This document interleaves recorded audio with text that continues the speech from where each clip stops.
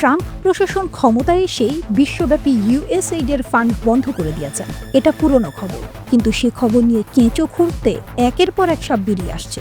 জানা যাচ্ছে ভারতের প্রধানমন্ত্রী নরেন্দ্র মোদীর ক্ষমতায় আসার পেছনেও আছে ডিপ স্টেটের কারসাজি আর আমেরিকান ডলারের খেলা। ডোনাল্ড ট্রাম্প দ্বিতীয় মেয়াদে আমেরিকার প্রেসিডেন্ট পদে বসার পরপরই বিশ্ব জুড়ে মার্কিন ফান্ডিং বন্ধ করার ঘোষণা দেন। উন্নয়নশীল দেশগুলোতে চলমান অনেক প্রকল্পের কাজ স্থগিত হয়ে যায়।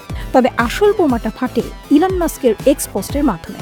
ডিপার্টমেন্ট অফ গভর্নমেন্ট এফিসিয়েন্সি বা ডগের প্রধান ইলন মাস্ক মোদির আমেরিকা সফরের পরদিন তার অফিস থেকে জানানো হয় ভারতের নির্বাচনে ভোটার উপস্থিতি বাড়াতে $21 মিলিয়ন এবং বাংলাদেশের রাজনৈতিক পরিস্থিতি শক্তিশালী করতে $29 মিলিয়ন দেয় আমেরিকা।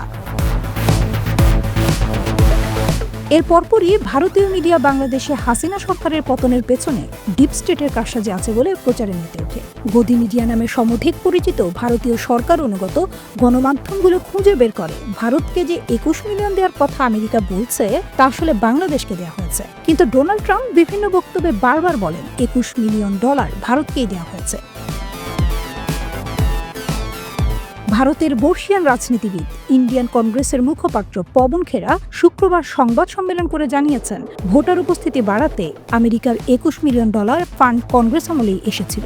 তবে সে টাকা এসেছিল বেসরকারি সংস্থার অ্যাকাউন্টে এবং তা ব্যয় করা হয়েছে কংগ্রেস সরকারকে হটিয়ে বিজেপিকে ক্ষমতায় বসাতে। তিনি জানান 2013 সালের যে অস্থিতিশীল পরিস্থিতির জন্য পরের বছর কংগ্রেস সরকারের পতন হয়, সেই পরিস্থিতি তৈরি হয় আন্না হাজারের অ্যাক্টিভিজমের জন্য।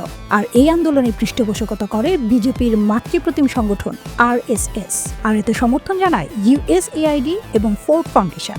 ভোটার উপস্থিতি বাড়ানোর কথা বলে প্রকারান্তরে সরকার বিরোধী আন্দোলনে অর্থায়ন করে আমেরিকা। ভারতে কংগ্রেস সরকারের সাথে রাশিয়ার ঐতিহাসিক সম্পর্ক আছে।